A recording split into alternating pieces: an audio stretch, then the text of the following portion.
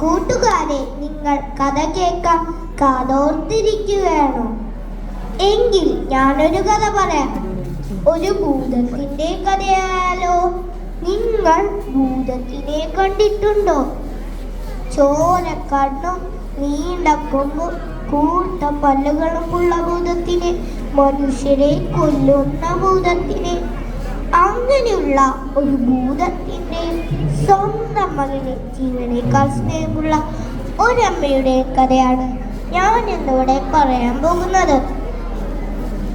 പണ്ട് പണ്ട് എന്ന് വെച്ചാൽ വളരെ പണ്ട്, പാറക്കെട്ടുകൾക്ക് മുകളിൽ ഒരു ഭൂതം താമസിച്ചിരുന്നു.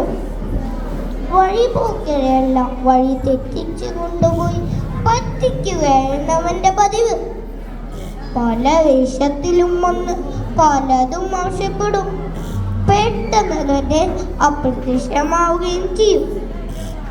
ആയിടയ്ക്കാണ് കുന്നിൻചെരുവിലെ നങ്ങേലിയുടെ മകൻ എഴുത്തു പഠിക്കാനായി പോയത്. തങ്കക്കുടം പോലെ ഒരു ഉണ്ണിയെ കണ്ടപ്പോൾ ഭൂതത്തിനൊരാശ. ഈ കുട്ടിയെ തനിക്ക് വളർത്തിയാലെന്ത്? ഭൂതം ഒരു പെൺകിടാവിന്റെ വേഷത്തിൽ വന്ന് ഉണ്ണിയെ കൊണ്ടുപോയി. സന്ധ്യയായിട്ടും നങ്ങേലി തന്റെ മകനെ കാണാതെ മലമുകളിൽ അന്വേഷിച്ചിറങ്ങി. അപ്പോഴാണ് വഴിയിൽ വെച്ച് ചാത്തനെ കണ്ടത്. ചാത്ത, ചാത്ത, നീ എന്റെ ഉണ്ണിയെ കണ്ടുവോ? ചാത്തൻ പറഞ്ഞു, ആ തമ്പുരാട്ടിയെ മലമുകളിൽ കളിക്കുന്നത് കണ്ടു. കൂടെ ഒരു കൊച്ചമ്പ്രാട്ടിയുമുണ്ട്.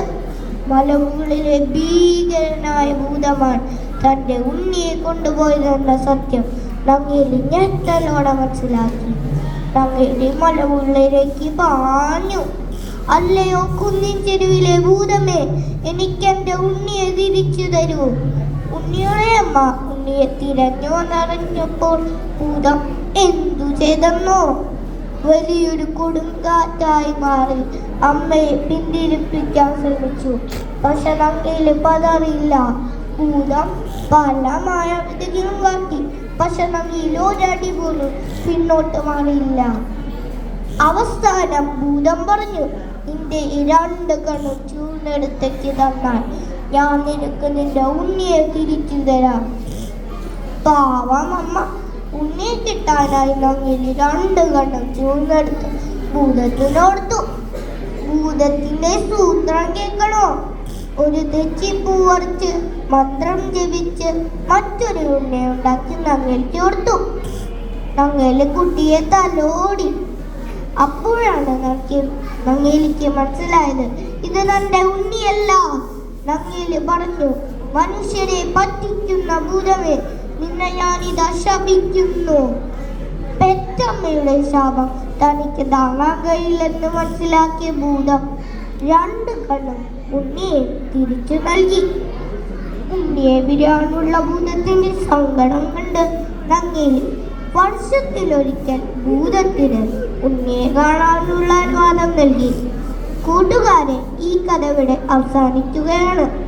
അമ്മയുടെ സ്നേഹം അളവറ്റതാണ്. അതൊരിക്കലും വിലമതിക്കാനാകില്ല. നന്ദി.